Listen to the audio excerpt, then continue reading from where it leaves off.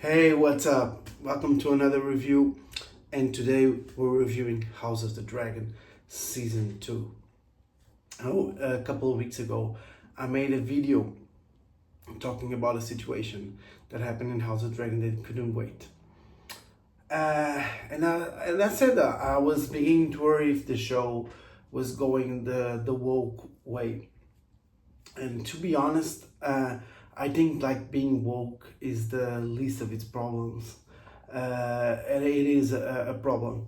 But I'll start right away with I'm not gonna get spoilers right in the first part of my opinion, and then when I'm gonna get to spoilers, I'm gonna give you like a few seconds of warning so that you can just, if you haven't seen it, just take your time to just click off this video, go watch the thing, go watch House of the Dragon or not, if that's your thing. So talking about, like, I want to be trying to be like that this is the worst show and it's a very weak show.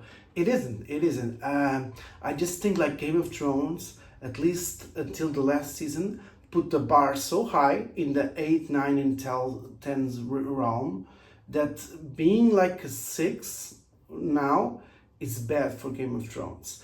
I remember like going to my friend's house just to watch an episode. It was like an event. It was like only comparable to Marvel's Avengers.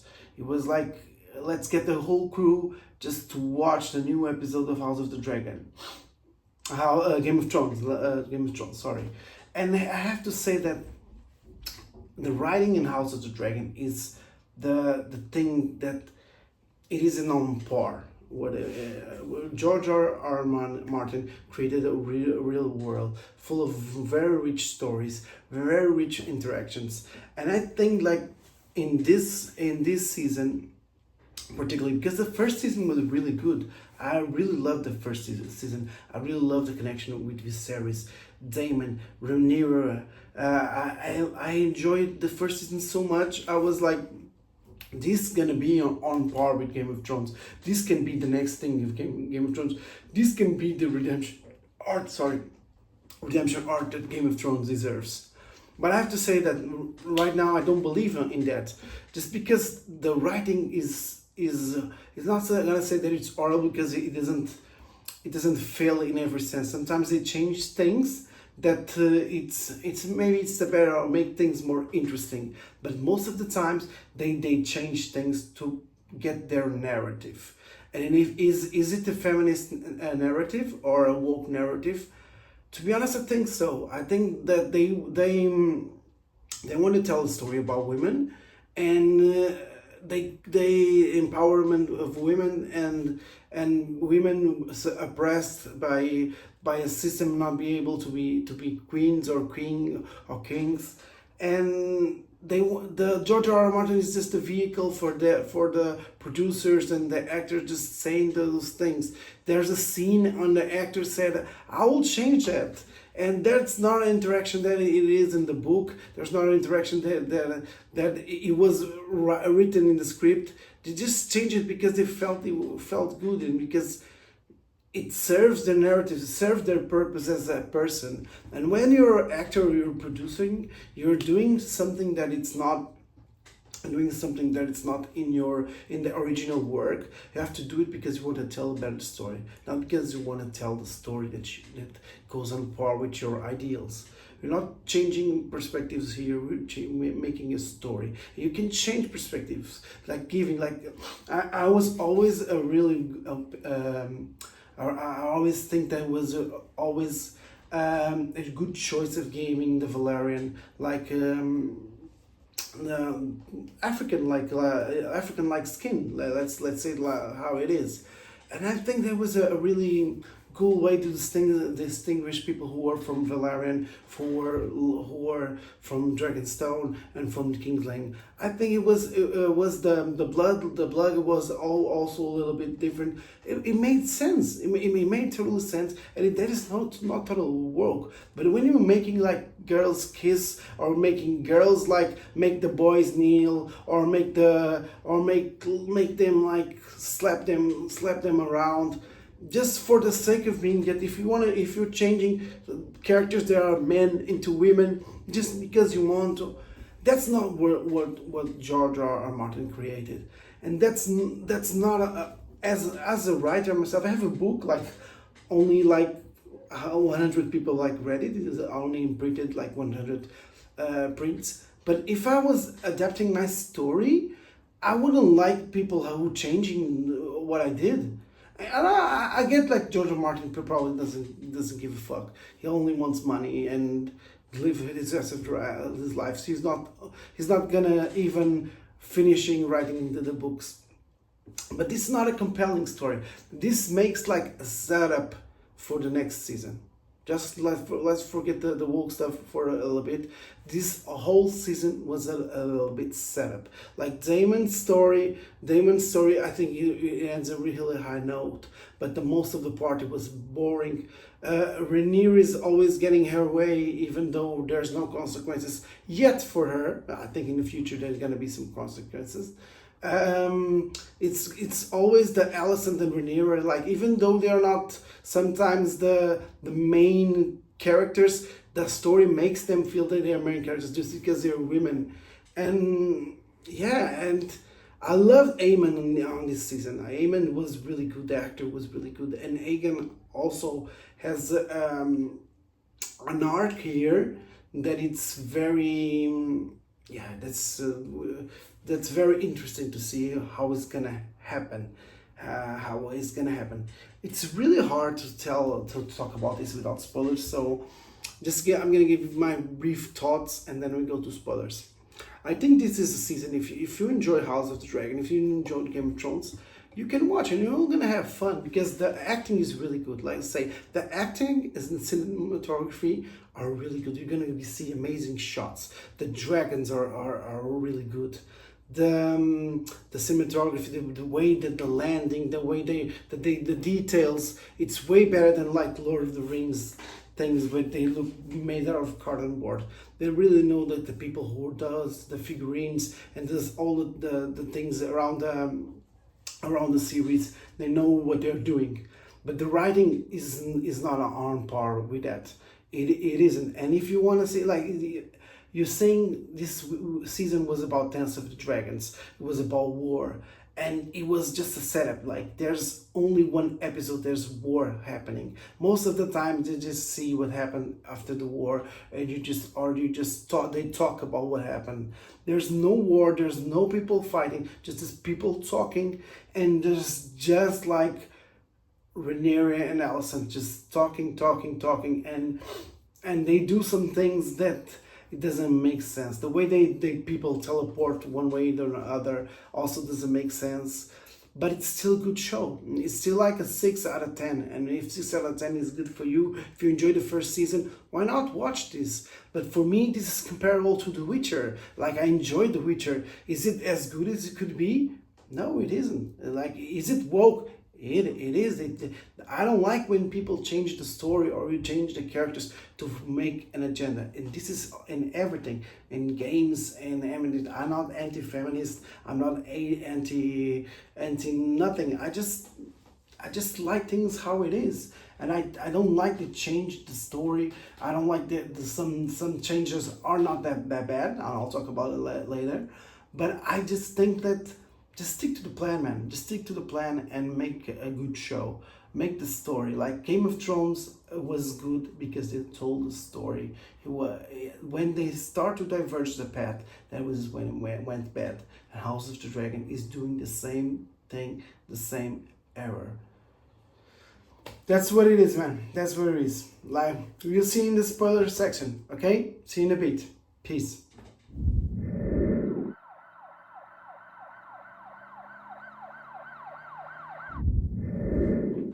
So, talking a little bit more about House of the Dragon Season 2 and all the things that I liked and that I didn't like. I like the way, I'll start for the positives, there are not that many, but also I like the way that Daemon arc ended. I was like very fond, like he was playing Luigi Mansion the whole season, but the way they make them see the path And that change that they did from the books, it was really good because it makes sense. He wanted to be king. It was like, why did my brother not choose me? And he knew that they're all like pawns to a bigger story. He knew that Rhaenyra had to be, just give me a second, Rhaenyra had to be the queen just to unite them against the fights against the you know what it is. I'm not gonna tell if you didn't watch Game of Thrones. But I think you did it. So that part, I really, the way that he bent the knee, why he bent the knee, I really think it was really good, well thought. If it was executed, maybe it isn't. But at the same time, he doesn't do that much in the book. By this part, it was not bad. It was not bad. Aemon also was the MVP. Like one of the changes that I really enjoyed, it was him who burned Aegon in the fight. It was him who made Aegon be like that, just to try to take him from the throne because he thinks he deserves. I don't know if he wants to be the king. He wants to be the one who ends the war. He wants to be the big boy, as he has Vhagar and he has the power. He wants this big power. He wants the big power. He thinks he's deserving of it. And he's a very compelling character. I think he's a very compelling character and very well written in a show that is very poorly written in some aspects. Elena is like she's also the scene where she was shocking at the first when her baby was killed. At first got me glancing like, was that a good reaction? But maybe it is because she already saw what is happening.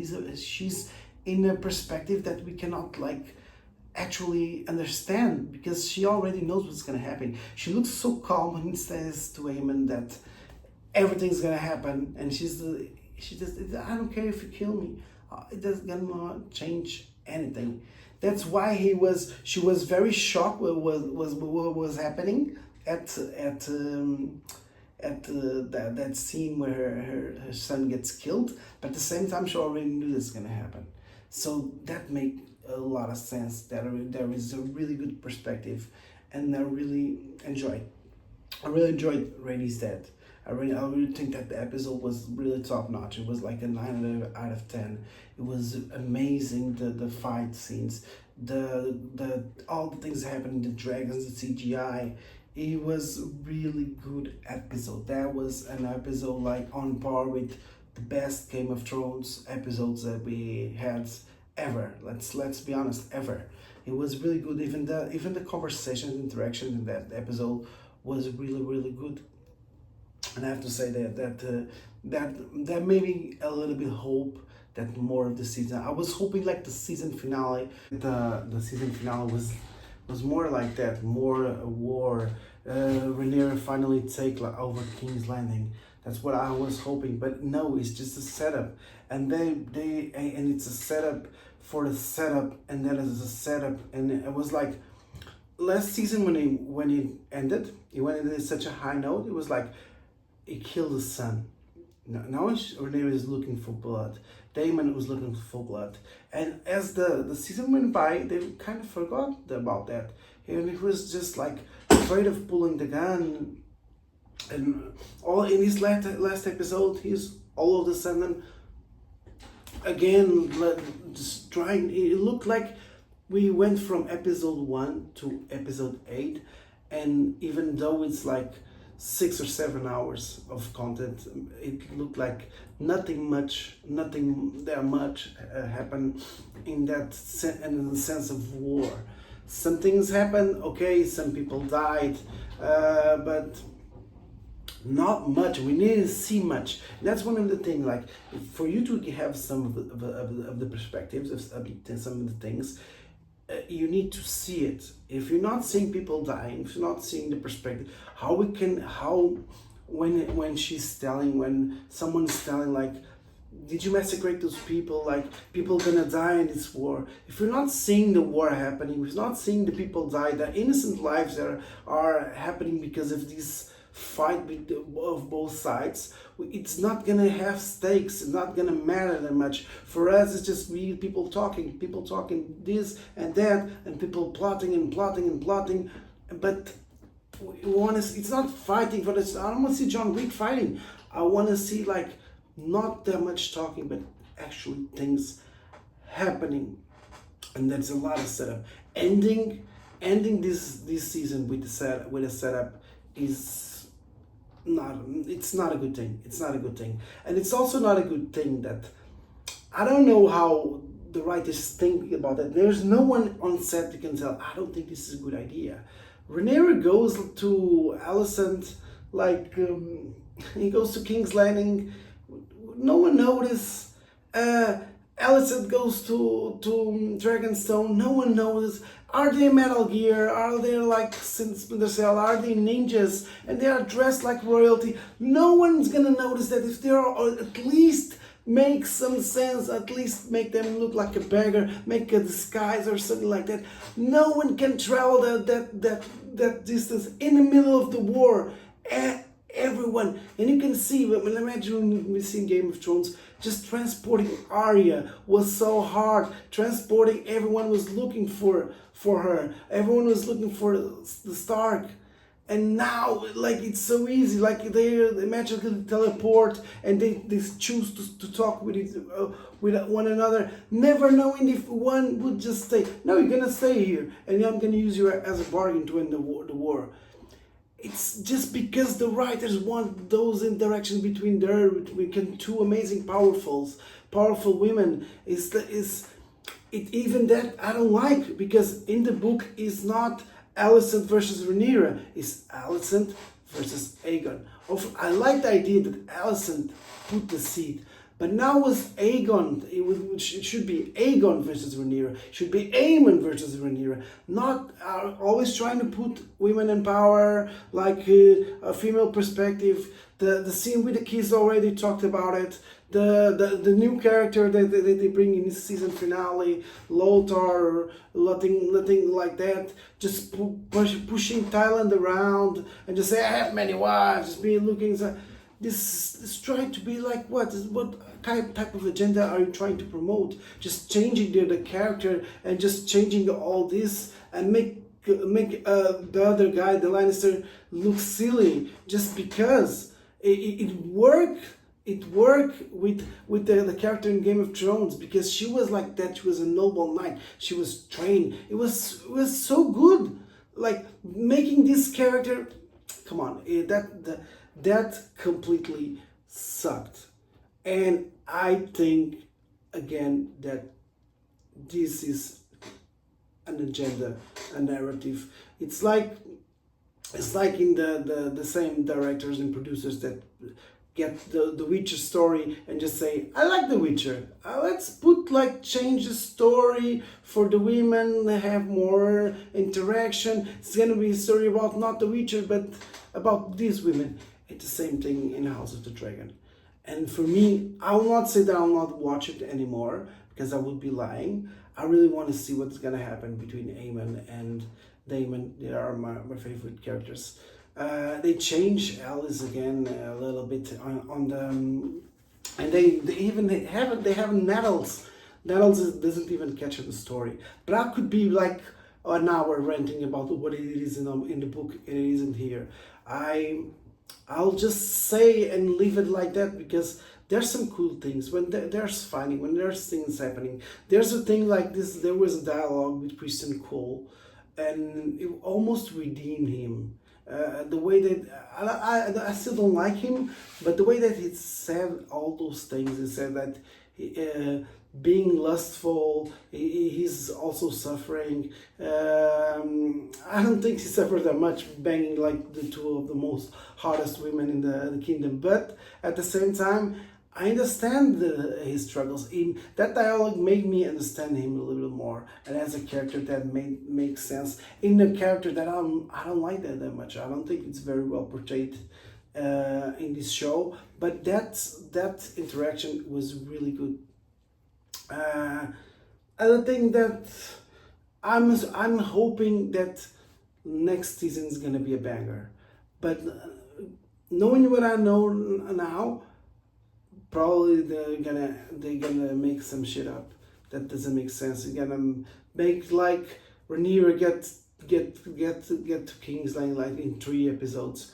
More talking, more pushing around, and probably the cliffhanger with Damon and Aegon, Aemond, maybe the last episode of third season. So they already know that they're trying to make this in 5 seasons, 6, probably 6, 5. But yeah, they're like they're doing the same. I think it's not the same case of the boys. The boys had not a good season. It was a bit filler season, but this one was worse in a way that a lot of cool things happened, but it's almost a setup. It's like you're teasing something that is never happening, and you're changing stuff that you're not changing it because you want to tell a better story.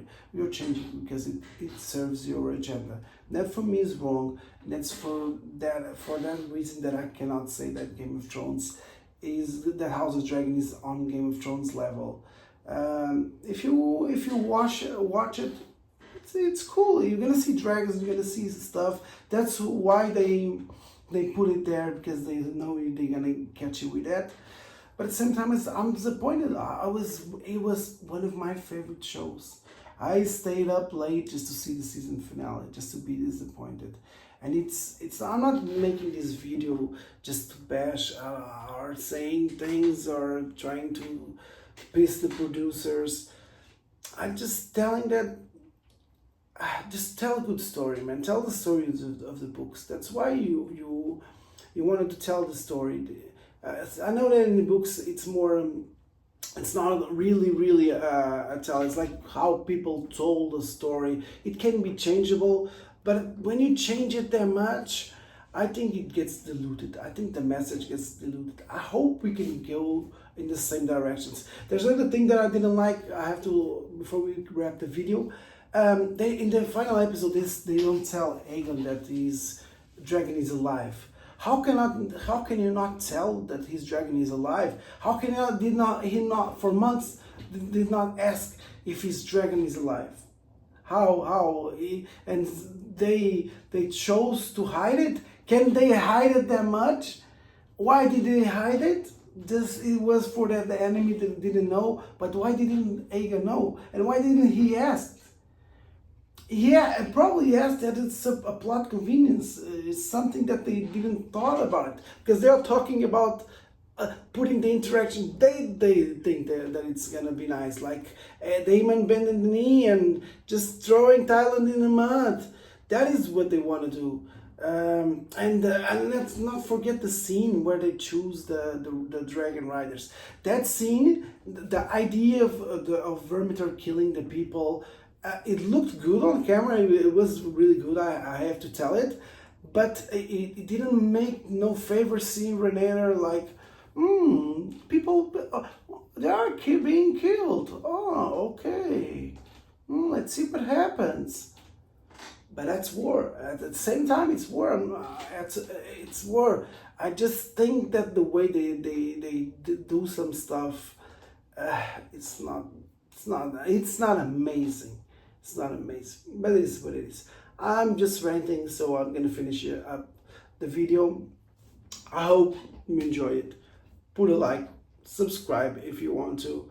It would really help the channel. Sorry, just tired. And we'll see you in the next one. Peace.